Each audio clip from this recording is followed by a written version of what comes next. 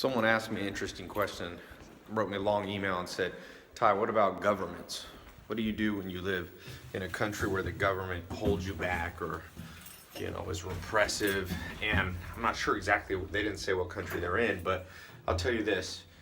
At the end of the day, it's a rare case that the government is the actual main limiting factor in your life.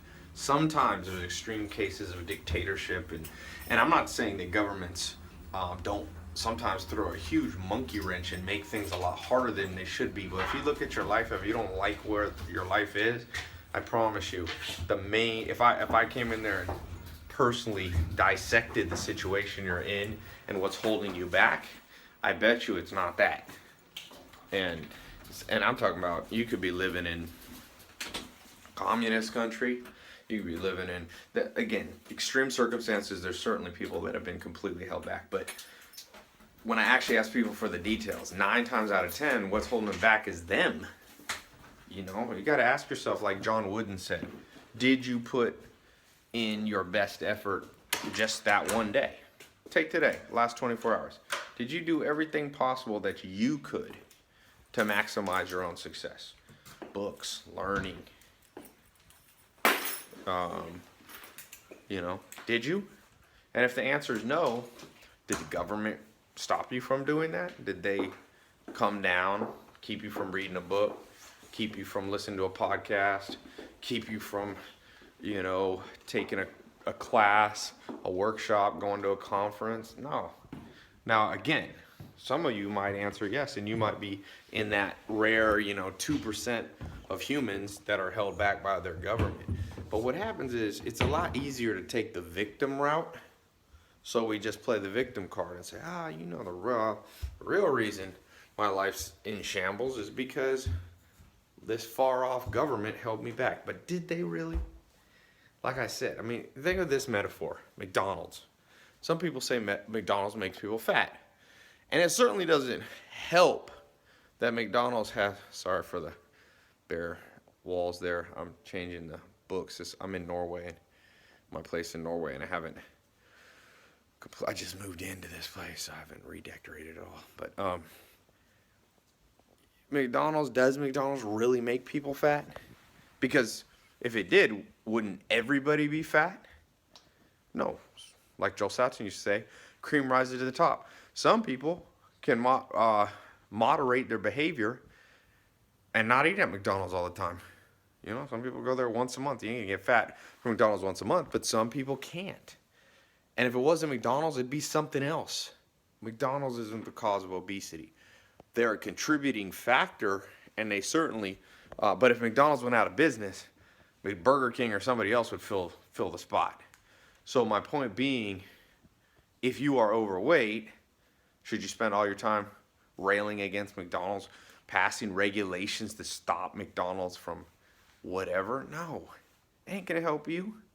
You want to get in shape? You got to take personal responsibility. That victim card is getting old in the world. And sadly, if you play that victim card, the only one who ends up really becoming a victim is you. It's kind of like a catch-22. People play the victim card because they say they don't want to be the victim, but then they make themselves more of a victim. In the same way that McDonald's is not the primary reason that people are obese, government isn't the primary reason you will fail or succeed. It'll be you. And that's a much scarier proposition for us to comprehend, to go, all right, so what you're saying is Donald Trump the next 4 years, Donald Trump won't be the main determinant of whether I have a good 4 years? Yes, that's exactly what I'm saying.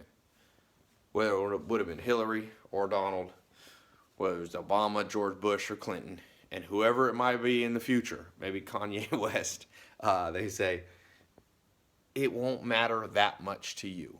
As I said, I'm not completely diminishing the role of government. North Korea, if you live there, you could have some serious, obstacles. But even, and I don't know much about North Korea, so I don't want to talk about what I don't know, but I do know, even in repressive governments, some people rise up more than others. So if it was completely a limiting factor in a repressive government, you were completely held back, nobody would rise up. And for the most part, even in supposedly or not supposedly, even in real repression, some people do better than others because of personal choices. And there's that book by Peter Drucker that I list on my tylopez.com/books. It's my book recommended reading list. You know, Peter Drucker says what made Leonardo da Vinci who he was, and Gandhi and Abraham Lincoln and all these people, it wasn't the government they grew up in, because they grew up in diverse governments. It's how they managed themselves. So I guess what I'm trying to say is really the title of Peter Drucker's book. You must know how to manage yourself. Government ain't gonna do it. And to look to the government to be the be all and end all, you know, you can be looking for a long time. Nobody cares about you as much as you. So I got a latte maker here. Kind of cool. See what's in the fridge. Give me a late night snack. Oh, coconut water. Kinds of stuff in there. I got a chef. He cooks for me here in Norway and drops food off in the morning. Kind of cool. Make it so I don't get that McDonald's obesity. Anyway, leave me a comment. Do you agree with that? Disagree? Love to hear your opinion.